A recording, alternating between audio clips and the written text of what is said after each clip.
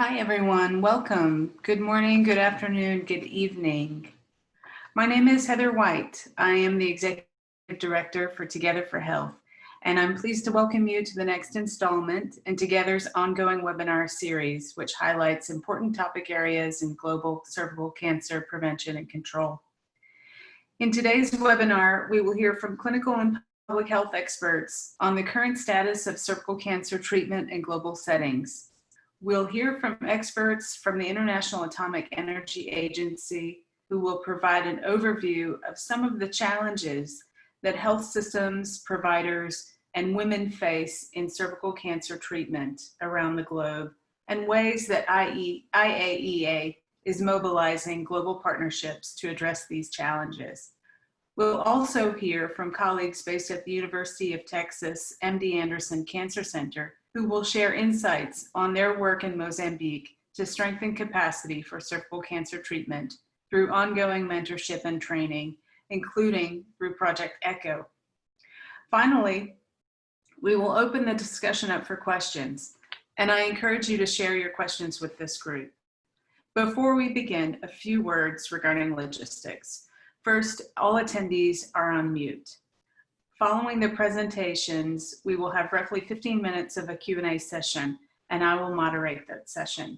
If you have a question for the presenters, please write this question in the Q&A box, and we will do our best to get to all of them. If not, we will follow up with you after the webinar. This webinar is being recorded and will be available on our website after the event. If you'd like to see the catalog of other webinars we've recorded, please visit our website at togetherforhealth.org. And if you're interested in hearing other topics in this field, we'd love to hear from you. At the end of the presentation, we will post links on how you can get on Together's mailing list and contact us directly. And with that, we'll get started. First, it is my pleasure to welcome Lisa Stevens and Anya Nishabel from the International Atomic Energy Agency as our first presenters. Dr. Stevens joined the International Atomic Energy Agency in June 2019 as the Director of the Program of Action for Cancer Therapy, or PACT. Prior to joining the IAEA, Dr. Stevens spent 24 years in various roles at the U.S. National Cancer Institute. She joined the Center for Global Health as the Deputy Director for Planning and Operations in 2012. Lisa has worked with ministries of health and other multi-sectorial groups in all WHO regions to include evidence-based policies in cancer control and/or NCD control plans. In addition, Lisa co-founded the International Cancer Control Partnerships to organize multiple global partners working with stakeholders in cancer control. A partnership focused on collating published cancer control and NCD plans, as well as other tools. A global review of these plans has been published in Lancet Oncology. Please also join me in welcoming Ms. Anya Nishabel, who serves as the Head of Resource Mobilization Section for PACT at IAEA, where she works to expand resources, outreach, and strategic partnerships to advance global access to effective, quality, and sustainable cancer diagnostics and treatment. In today's presentations, our colleagues at IAEA will provide a brief overview of the types of care, including radiotherapy, that women may receive for cervical cancer in low and middle income countries, the challenges that these countries face in providing care, and ways that IAEA's PACT program is helping to address these challenges.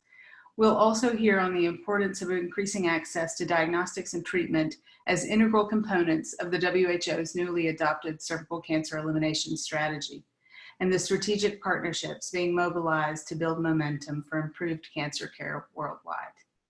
And with that, I turn it over to Dr. Stevens. Great, thank you, Heather. Can everyone hear me? Heather, can you hear me? Yes, we can. Okay, great, wonderful.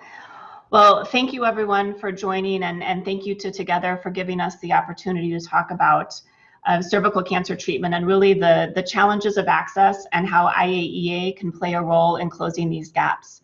As Heather mentioned, I am joined by Anya Nishabel, and at the end, I hope that there will be questions for both of us. So next slide, please. As Heather mentioned in the introduction, the WHO member states recently adopted this global strategy for eliminating cervical cancer. And we put the ambitious targets here on this slide.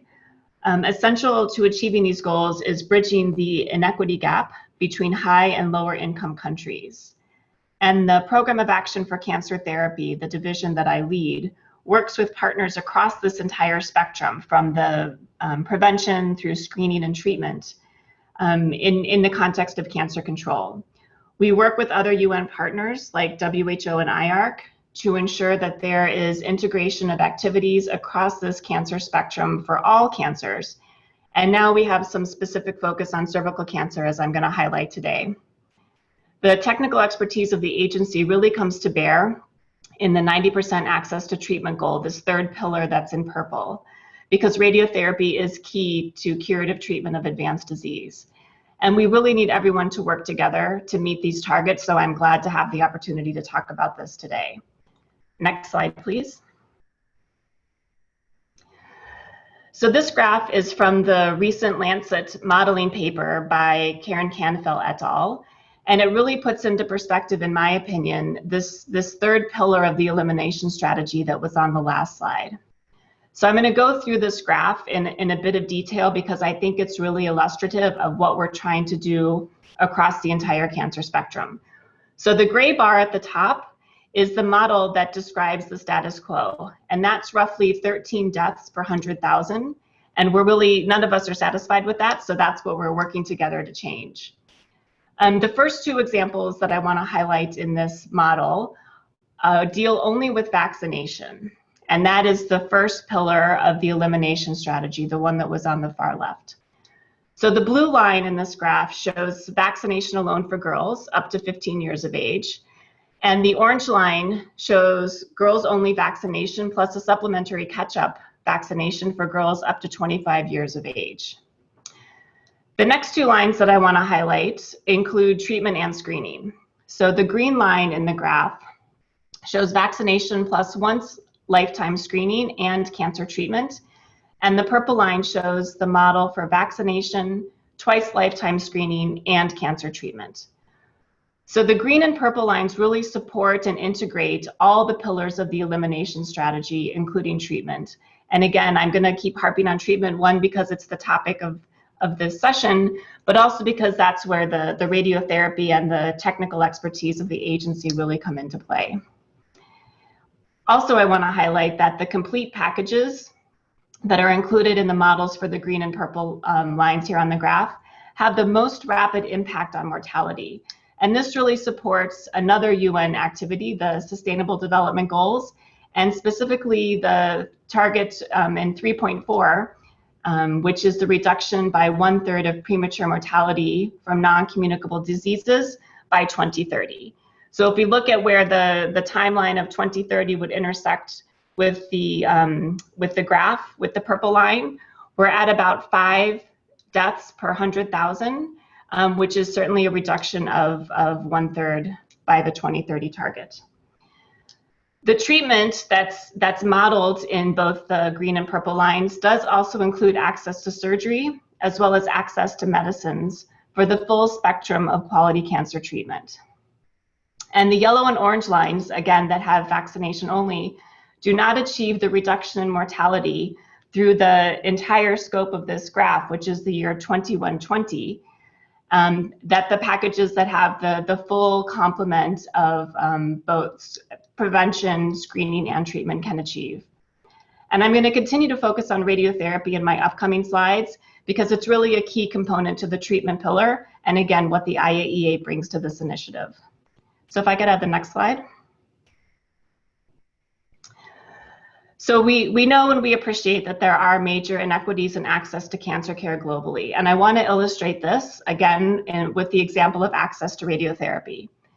So this map illustrates the worldwide availability of radiotherapy machines, and it's based on the need. So while we often take for granted access to radiotherapy in the developing world, the picture is very different in many developing countries. And so I'd like to highlight the situation in both Africa and Southeast Asia, which is represented by the brown, red, and orange areas of the map. The situation in these regions is really quite dramatic. So we estimate that 80% of Africa's 1.2 billion inhabitants have no access to radiotherapy and related cancer services. And overall, globally, we estimate a shortage of around 5,600 radiotherapy machines in low and middle income countries. And this estimate is based on data from the International Agency for Research on Cancer, overlaid with the information that the agency has on the availability of radiotherapy machines, and also takes into account that about 50% of cancer patients would require radiotherapy in the course of their treatment. Next slide. So really, there are daunting challenges, and the majority of new cancer cases and deaths are occurring in low and middle income countries, with 90% of cervical cancer deaths in low and middle income countries. We estimate, again, that a woman dies every 100 seconds globally from cervical cancer. So why is IAEA interested in cervical cancer? Well, the donut graph on the far right side shows that 70%, so 5 out of 7 cervical cancer patients are recommended for radiotherapy. And that would be either alone or in combination with other treatments. And if you recall the map on the previous slide, we know that there is a global shortage of radiotherapy. So addressing this gap is a priority for the agency, and really we can only make progress when we partner with both our member states as well as funding partners and other organizations on the ground, ministries of health, because it's really a whole of society activity. Next slide. So I want to talk a bit about IAEA's role in cancer control. And as Heather was noting in the introduction, I've worked for many years really trying to bring multiple stakeholders together to address cancer control. So if we look at the continuum of cancer down the left side of this slide, from prevention through palliative care, we also are showing where IAEA's expertise in radiation medicine and radiation safety can support member states in cancer management. So it's really important that we look at this integration of diagnostic imaging, nuclear medicine, and radiotherapy techniques within this comprehensive cancer control approach. And this comprehensive approach is designed to actively monitor, prevent, manage, and cure cancer. So PACT is just one component of the agency that is really looking at cancer. We also have a division on human health. We have a division on nuclear security and safety. And then within our technical cooperation department, we have regional divisions. So we all work together, and we want to best support our member states. We also work closely with the World Health Organization and other UN entities. So on the right side of the slide, I've listed the fact that together WHO and IAEA have the Joint Program on Cancer Control. And I'll talk a bit in a minute about the impact reviews and how we work together with WHO. And then IAEA is also part of a joint global initiative on cervical cancer prevention and control. And that's with 6 other UN entities. Next slide. So in addition to the partners that I just mentioned, the other UN partners, we work very closely with the Union for International Cancer Control, which is a member-based organization. And when we do our impact reviews, they really help us to bring out the civil society voice. And then the International Cancer Control Partnership, we work closely with them to support technical assistance of countries for both development and implementation of national cancer control plans. So again, I really think that it takes so many different partners to move this forward. Next slide. So as an agency, we have more than 60 years of experience assisting member states to improve radiation medicine. And we have invested our own budget, more than 172 million euros, to support cancer-related projects in our member states. Right now, we have around 115 cancer-related projects with the member states of the agency, and these projects help to transfer nuclear technologies to address cancer. In addition to the projects that the member states own, from the headquarters perspective, we also provide training, both virtual and in person, and I'm confident that we will return to in person at some point. And these trainings really support the projects that the member states have and the transfer of these nuclear technologies in support of enhancing cancer services. And we can send around the link perhaps for the Human Health Campus. It's not included in the slides, but that is a place to look for both available courses, but also other materials to enhance the provision of both nuclear medicine and radiotherapy. Next slide. So I've mentioned in passing the impact reviews, and these are really conducted under the auspices of the Joint Program in Cancer Control with the WHO. And it's just one of the tools that the agency and the other UN partners use to support the assessment of the cancer care capacity within a country. And the review output is a report, and this is expert recommendations that are provided to the Ministry of Health to help the minister make evidence-based decisions, and also to help the minister and a cancer committee in the country move toward a national cancer control plan. And on the slide, we also list other strategic documents that could result from the expert recommendations that are provided as a result of the impact review. So we do have some upcoming impact reviews in sub-Saharan Africa, and I'll list the member states. It's Central African Republic, Democratic Republic of Congo, Mali, and Senegal. And all of those countries have asked for a specific focus on cervical cancer. Cervical cancer is high burden, and they want the impact review and those expert recommendations to be really focused on what they can do. What are those evidence-based tools that they can utilize when developing strategies and policies specific to cervical cancer? We also, in addition to working with the member state and the Afro WHO regional office, we are working closely with the WHO group at headquarters, who's leading the implementation of the elimination strategy. So again, it's really bringing together, having everyone move together with one voice and with one mission.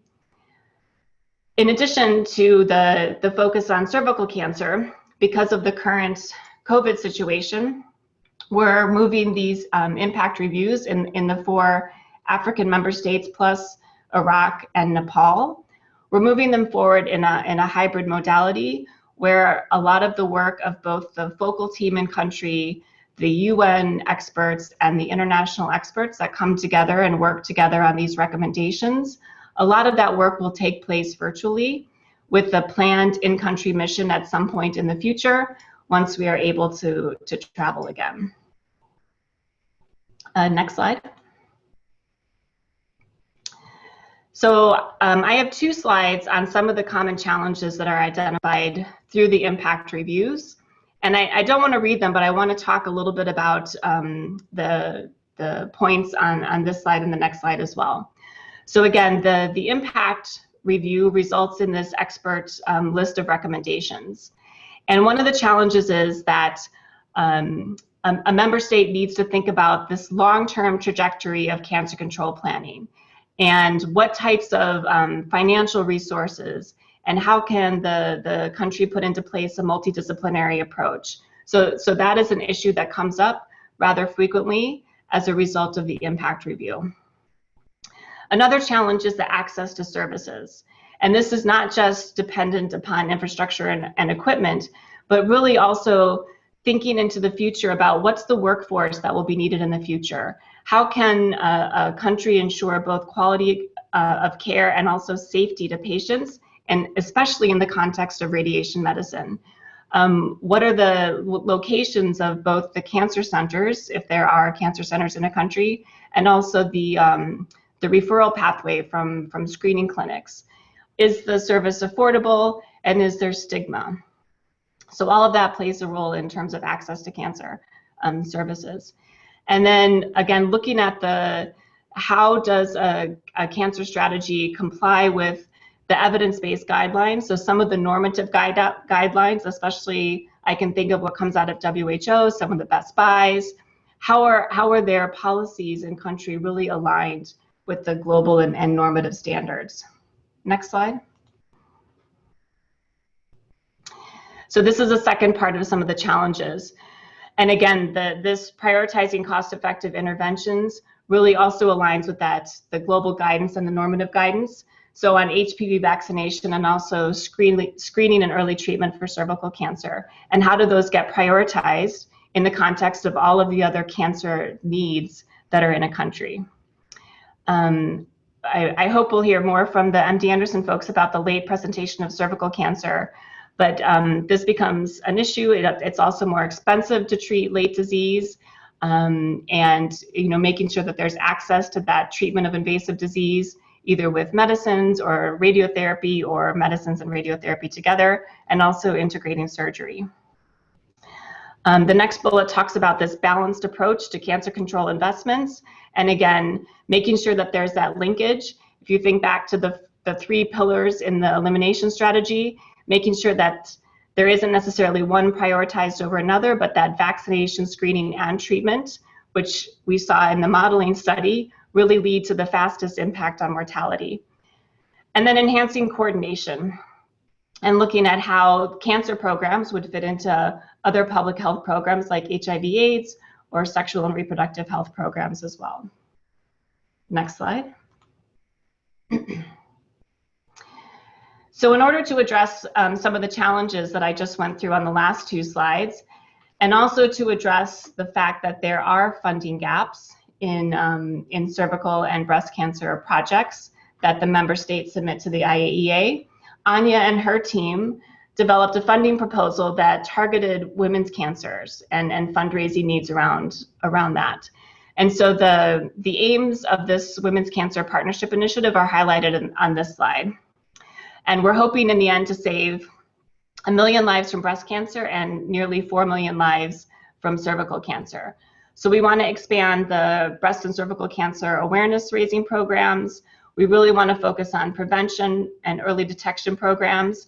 We want to focus on training of cancer care professionals, upgrading of cancer care facilities, and also that quality assurance and quality management, which is so key in the provision of radiation medicine. Next slide. So we're also making sure that we leverage key partnerships.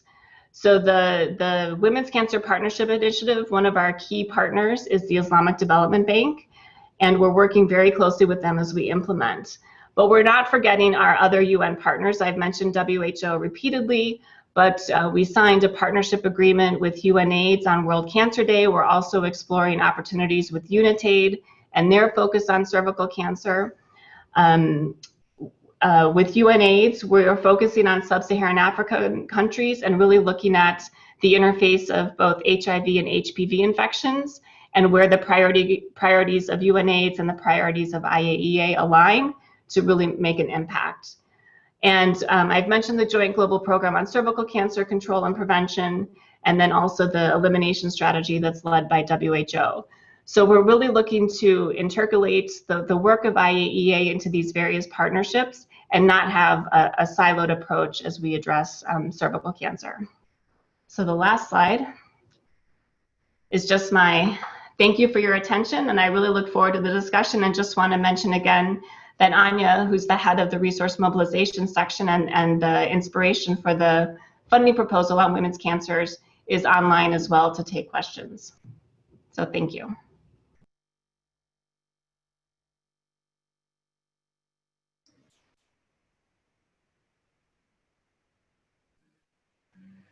Great. Thank you so much, Lisa. That was fantastic. Really appreciate. And if anyone on the line has questions for either Lisa or Anya, please do post those in the Q&A box, and we'll take those questions after the next presentation. So next, I'm pleased to welcome our friends and colleagues from University of Texas MD Anderson Cancer Center, Dr. Ellen Baker, and Melissa Lopez Varone. Dr. Baker is the director of Project ECHO, which stands for Extension for Community Healthcare Outcomes, and the Program for Reducing Cervical Cancer in the Department of Gynecologic Oncology and Reproductive Medicine at the University of Texas. MD Anderson Cancer Center. Dr. Baker joined MD Anderson in 2014. She co-leads telementoring programs reaching providers in underserved communities with the aim of improving access to cancer prevention and care. She provides technical support and strategic planning for cervical cancer prevention programs, including policy, training, and education and implementation of cervical cancer prevention and control programs both in the US and abroad. And Melissa Lopez-Varone is a program director at MD Anderson, where she leads the development and implementation of cervical cancer prevention and control initiatives, with a focus also on underserved populations and resource-limited settings. She is responsible for the coordination, planning, and implementation of Project ECHO in collaboration with Ellen Baker. She was born and raised in Colombia and holds a master's degree in health policy and bioscience research from Rice University, and is currently pursuing a PhD in epidemiology at the UT School of Public Health in Houston. And with that, I welcome both Dr. Baker and Melissa Lopez-Varone and your presentation.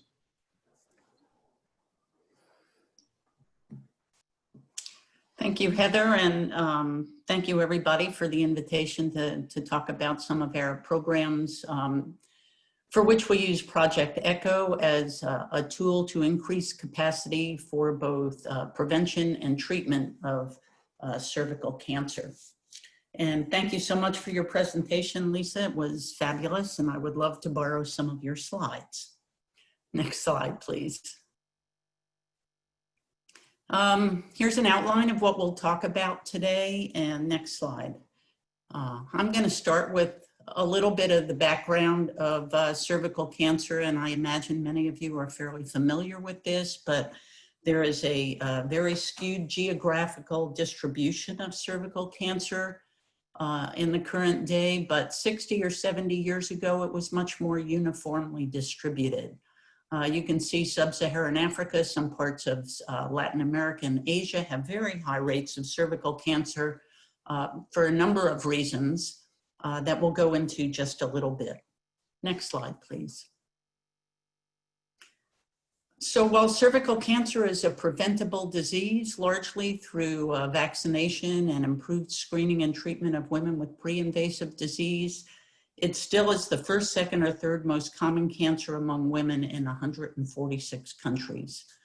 The interventions are not terribly expensive, and they're fairly simple and well known, yet there are many challenges to implementing primary and secondary prevention in a variety of different locations. Next slide, please. MD Anderson and our colleagues in Brazil have been very active in the country of Mozambique. You can see here in the southern eastern portion of Africa. It's a very big country, about 30 million people, geographically very large with a few large urban centers, but a largely rural population. And while Portuguese is the national language, there are many different languages spoken in Mozambique. The life expectancy among women is 62 years. It's a little bit less among men. Very poor, a low literacy rate, and a very high rate of HIV prevalence, about 12% nationally, but more than 20% in many urban areas, and very high rates of cervical cancer. Next slide. So it is the #1 cancer among women in Mozambique. The incidence number there, you can see 42.8 per 100,000 women and a mortality of 35.7. And that compares to an incidence in the US of about 6.6 and a mortality rate of 2.2. So about 7 times the incidence and about 18 times the mortality from cervical cancer in Mozambique. It's 34% of all the cancer diagnoses in women, with thousands of cases and deaths per year, and most women present with advanced disease. Next slide. Many challenges in healthcare in general, but particularly in cancer prevention and cancer care in Mozambique. Very, very short on human resources. There are 13 pathologists in the public health system, not that many more in the private system. Very few medical oncologists with formal training, about 70 obstetrician gynecologists, but no gynecologic oncologists, no surgical oncologists. And while 150 new doctors graduate annually, the training programs for the subspecialties are generally not available, and doctors have to go abroad to get specialty training. The HPV vaccine is not yet available. They did open a radiation center in the last year, but there's no brachytherapy, which is a particular kind of radiotherapy that's really required for treatment of cervical cancer. Next. There is a good cervical cancer screening program on paper. It's been difficult to implement very effectively. You can see the guidelines here, 25 to 54 years of age every 3 years with visual inspection with acetic acid. Many partners in the development and the implementation of the screening program. But I'd just like to remind everybody that screening without a strong program to treat women who are identified with pre-invasive disease is not effective. Next, please. Just a quick definition, colposcopy there on the left, that's a colposcope. It allows the provider to get a magnified look at the cervix, to look for indicators of pre-invasive disease. The middle section is a cryotherapy gun, which is used for ablation therapy and treatment of women with pre-invasive disease. And then the panel on the right is Dr. Arletti with a LEAP machine, which is a specialized piece of equipment that's needed for excisional treatment of pre-invasive disease. Next. When we began working in Mozambique in 2015 or 2016, there were many health centers performing screening and cryotherapy, but there were almost no centers performing the excisional treatment of LEAP. That was partly due to the fact that there were almost no LEAP machines in the country. I said 7 here, I'm not sure they were all functional. And so women with advanced precancerous lesions were referred for LEAP, but they were not getting treated. Next, please. We've had a very aggressive program to improve the referral system and the ability to treat women with advanced precancerous conditions, very much with the support and coordination from the Ministry of Health.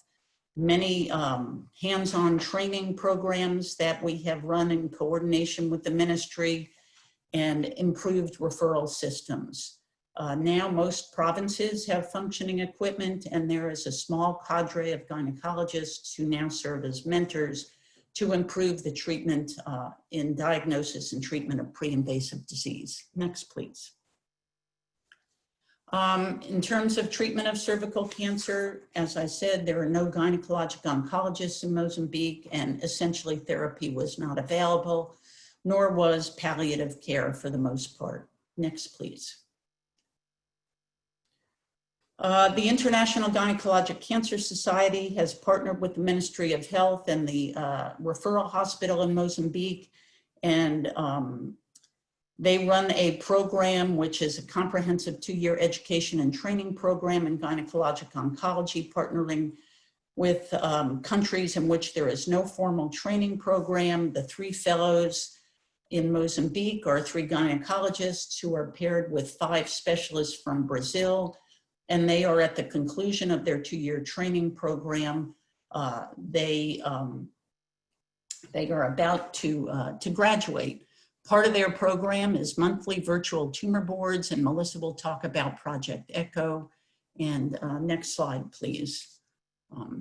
Just to show the progress, when we started working in Mozambique, all of the gynecologic surgeries were performed with the lead surgeon as the Brazilian expert. And since the start of the IGCS program in 2018, the gynecologists who are the fellows in this program have been able to perform surgeries independently. And you can see in 2020, with essentially no travel allowed, the local fellows, the local gynecologists have done a terrific job of taking care of women with cervical cancer and other gynecologic cancers. Next slide. Many challenges remain, as Lisa mentioned.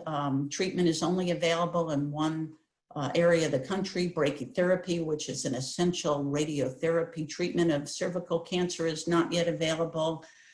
Shortages of different drugs occasionally are an issue, but we hope to eventually build a more complete training program within Mozambique and eventually be able to help them offer treatment outside of Maputo. And with that, I'll pass it on to Melissa to talk about Project ECHO. Next slide, please. Thank you so much, Ellen, and thank you so much for Heather and Sarah for putting this panel together. And I also enjoyed very much the presentation from Lisa. I learned a lot.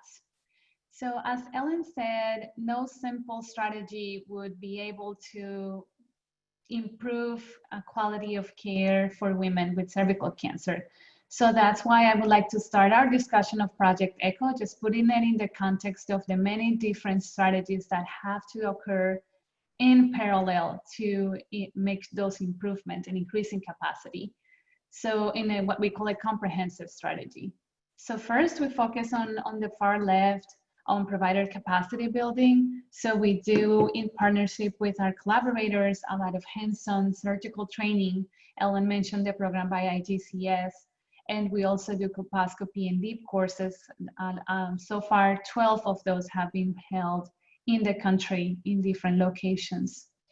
But we also have Project ECHO, which I will explain more and talk more about, which helps us have regular communication with our local partners, troubleshoot issues that come up live, and also make sure that we are increasing and strengthening our partnerships and collaborations. As part of our program, we also test affordable technologies. We focus on increasing research capacity, and we have a few large grants that are focusing on making sure that we are testing these technologies for screening and treatment of cervical cancer. And additionally, we work with the ministers of health for health system strengthening, and that includes collaboration with US partners such as the NCI Center for Global Health and others to develop and implement national cancer control plans. And we include other advocates for cervical cancer prevention and control and treatment, such as the African First Ladies. Next slide, please, Sarah. So this is Dr. Sanjeev Arora. He is the founder of Project ECHO, and it has nothing to do with cancer. But when he started this program in 2004, he had this frustration that his patients, his hepatitis C patients, he's a gastroenterologist. He had this frustration that in the US and around the world, patients and people are not getting access to the specialty care they need when they need it for complex and treatable conditions. So in the next few slides, if we can pass to the next slide, I'll explain to you how he used this model for hepatitis C in his state of New Mexico. Next slide, please. So this is the state of New Mexico. For those of you who don't know it, it's a very large state with about 121,000 miles, and it's very rural. So basically you have two locations where you would have large academic centers to care for patients with hepatitis C and other specialty conditions. And for other patients in other rural areas, they would have to drive those long distance, many, many miles to see their doctors. And at the time, there was a population of about 2 million people, and it was estimated that more than 28,000 people were infected with hepatitis C at the time. And of those, less than 5% had been treated. There was a significant issue with hepatitis C in the prison system as well. And it represented infection rates or prevalence for about 40% of those entering the correction system. And of those, none were being treated because there were no primary care physicians treating hepatitis C as of 2004. So Dr. Arora envisioned in creating this Project ECHO model to seek to demonopolize knowledge. So since Dr. Aurora realized that he would not be able to clone himself, he wanted to partner with this provider in these rural settings so that they could treat their patients where they were. Next slide, please. So Project ECHO is a mentoring program that uses technology, so video conferences. He was way ahead of the game, way before COVID, using technology such as Zoom, and had these discussions with local providers, and it was all case-based learning. So for example, a provider in Las Cruces, New Mexico, would bring a case and present it in this type of discussion board in Zoom, and get recommendations from Dr. Aurora and his multidisciplinary team of partners.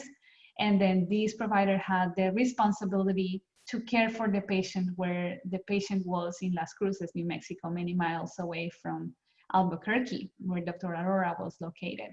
And he felt that the model worked, but he wanted to measure these more objectively and develop a prospective study of 407 patients that had hepatitis C.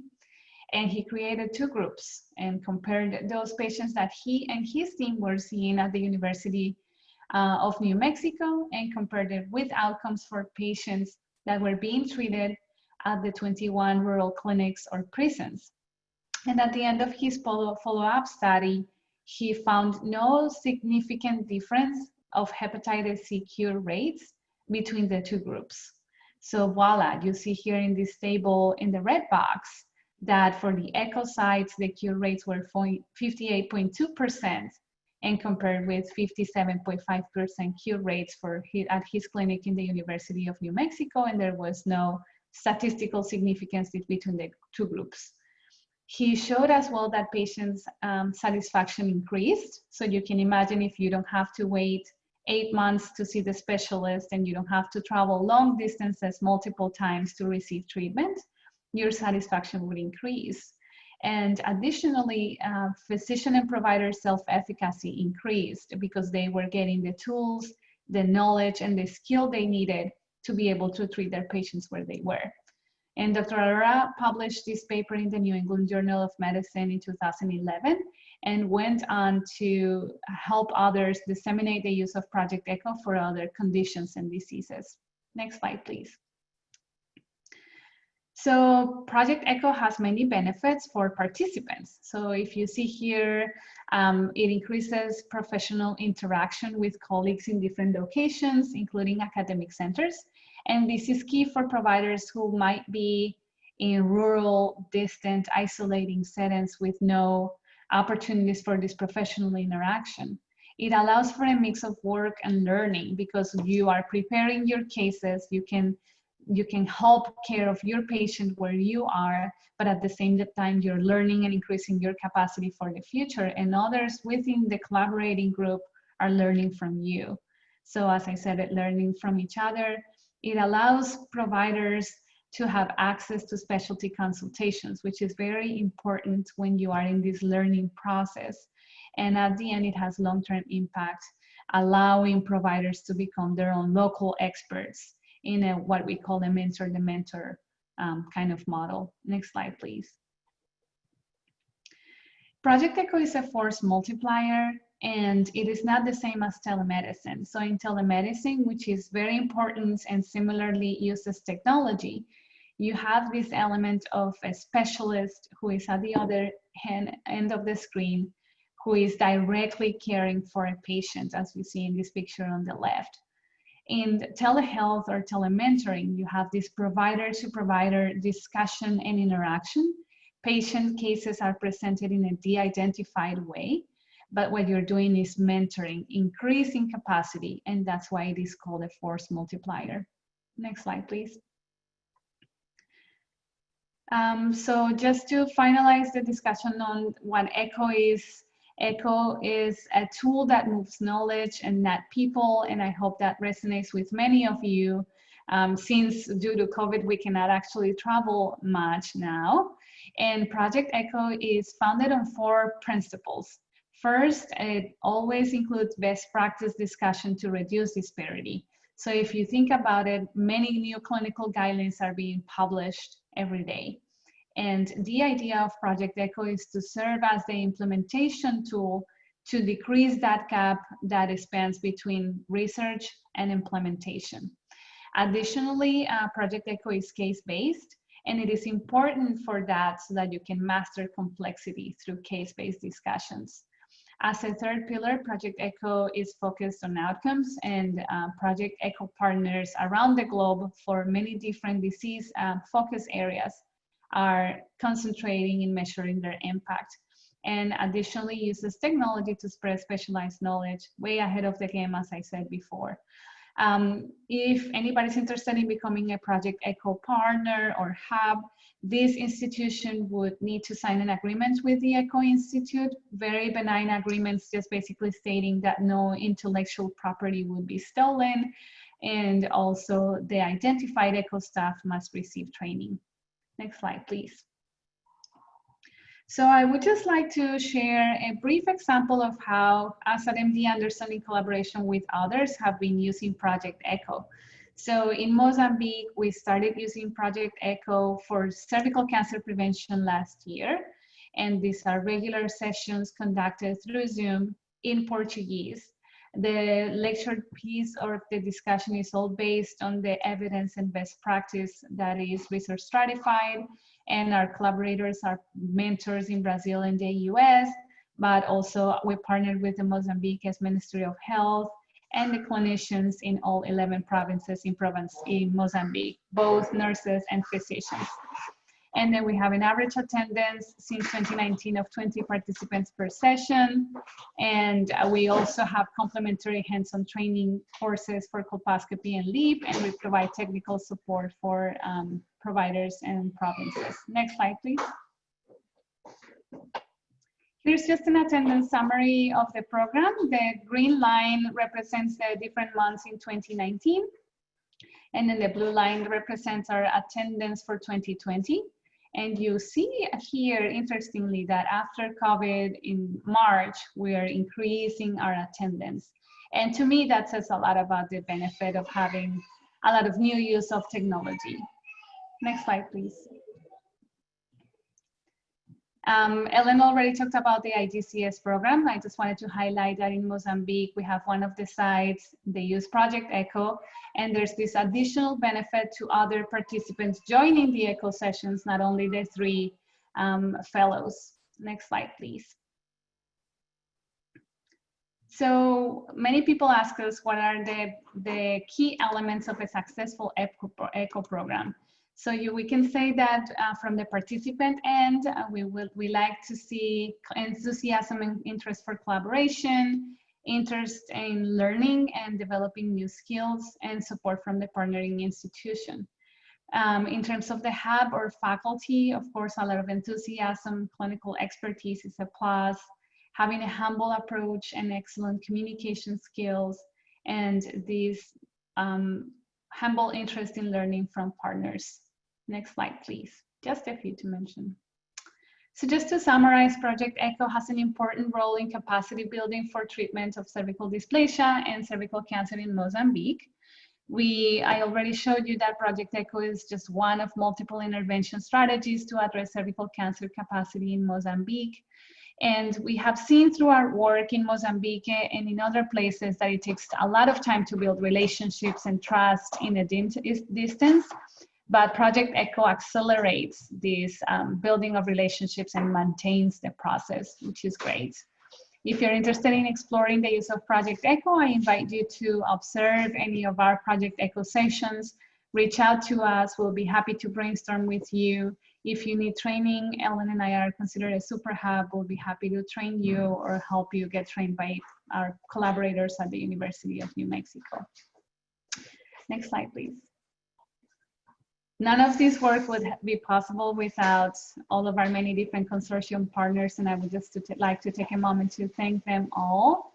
And if we go to this next slide, I think that's my final slide, just to say thank you to everybody. Thank you, Heather. I'll be happy to help answer any questions.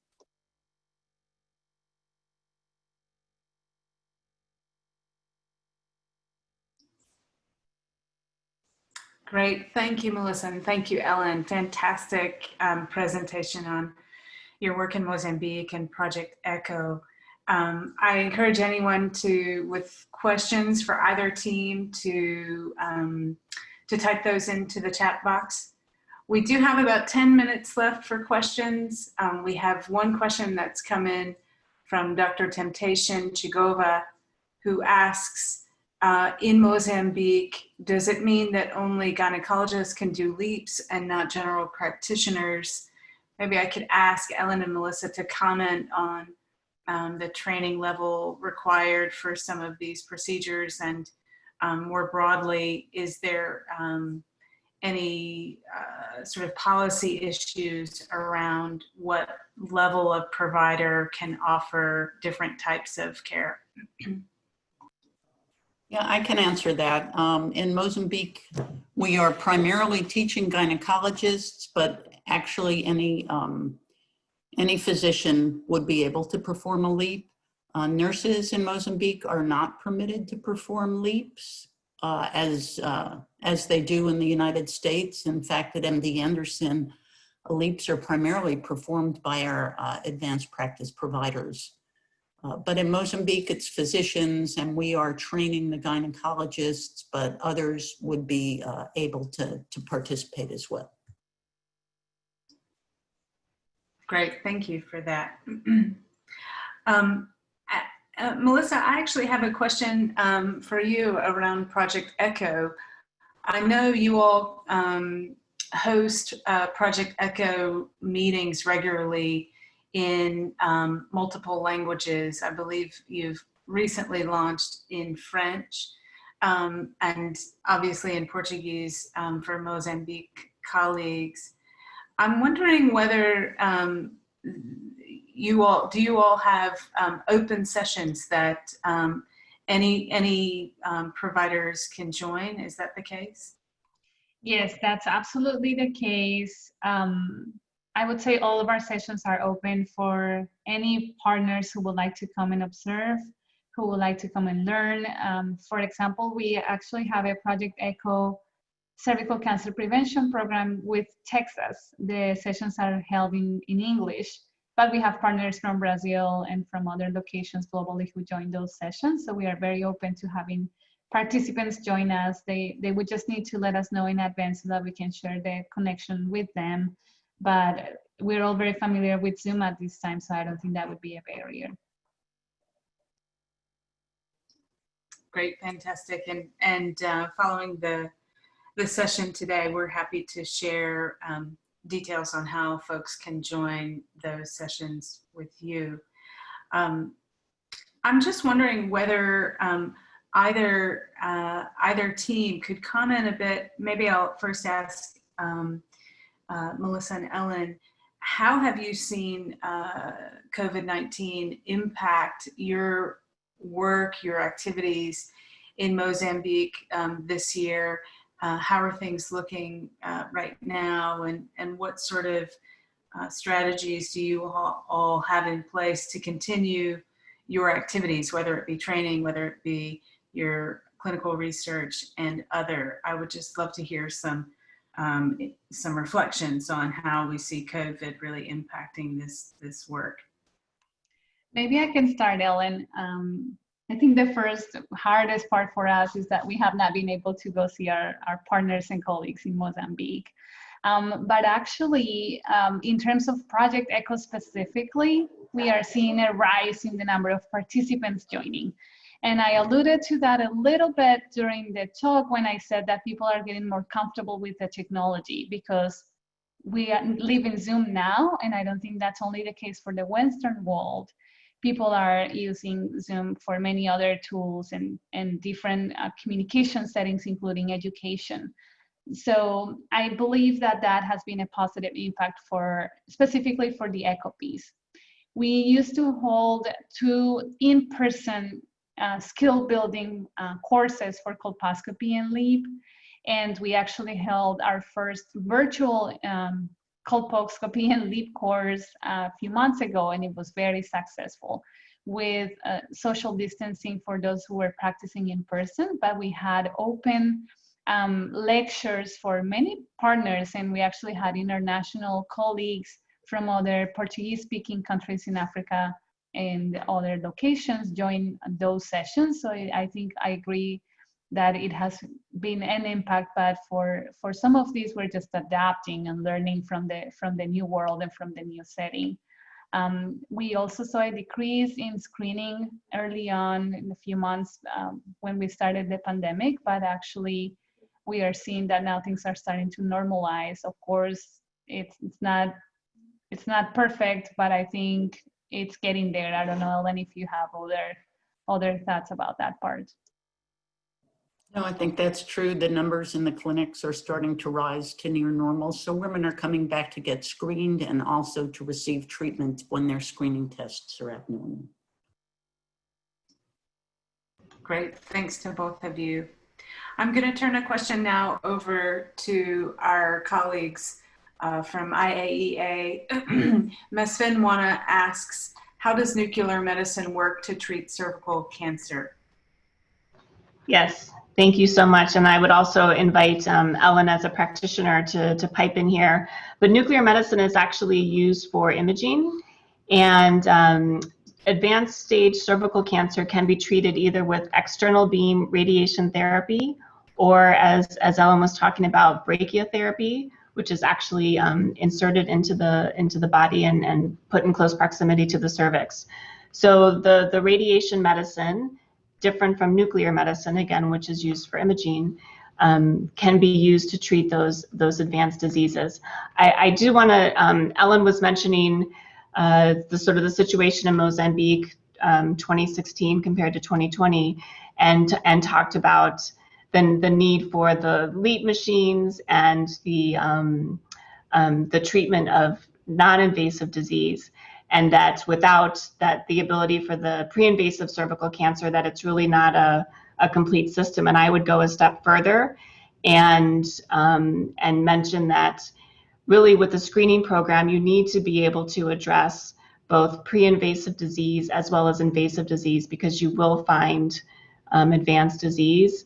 And so it's, again, going back to that, the WHO strategy, and looking across not only the vaccination and the screening with the hopes of detecting early disease, but also being prepared to treat those women and to palliate those women with advanced disease. And I know Anya wants to say something about the COVID question. If we could do that, Heather, before we go on to another question. Of course, please do. Great. Thank you so much also for being able to participate in this exciting panel. So this is Anya Nitscher from the IEA. I just quickly on the point that Lisa just made, we have a very interesting study that was done by Danielle Rodin and others from the Toronto St. Margaret Hospital that actually showed that even with all the available and the upscaling of HPV vaccination, screening activities, early treatment of lesions, etc. There's still a huge demand for continued access to radiotherapy for treating invasive cervical cancer, and they basically estimated that by 2035, now 9.4 million women with cervical cancer would still require radiotherapy. So this is an ongoing demand, and it's really important that these nuclear technologies are being made available when we aspire to save women's lives and also meet the targets that WHO has set. I quickly wanted to refer to the impact of the COVID-19 pandemic also on efforts that we are undertaking to mobilize resources for cancer. As you can imagine, this is a very difficult undertaking at the moment because a lot of attention is diverted towards immediate responses to the emergencies that the health systems are seeing. However, of course, cancer doesn't stop, and it really requires a joint effort to make sure that we are not seeing a major crisis in funding, which is already very limited, but which could further be exacerbated in the next months and years for the cancer needs that are so pronounced, in particular in developing countries. So here actually we have seen, of course, already a drop in funding for cancer-related efforts. At the same time, we have seen an increase in health systems strengthening efforts. So some donors have actually moved a lot of funding into the health system. And if we can work together, I see actually a lot of opportunities to make sure that these investments that are now coming towards the health systems, they could also be used to strengthen access to cancer care, including access to treatment for cervical cancer. And there are some very good examples already out there in the world from some countries where, for instance, laboratory capacities for COVID have been strengthened, but at the same time, for instance, national programs for HPV testing have been piloted in one go. And this is just one example how we could jointly look for synergies to make sure that we are not seeing a major drop in financing and actually even more deaths than in the past. Thank you. Great, thank you so much, Anna, for those final words. We do have some more questions. We'll take those offline with our panelists. I want to say thank you again to everyone who's joined today. We really appreciate your time and your efforts, and we will see you for the next session. Thanks very much.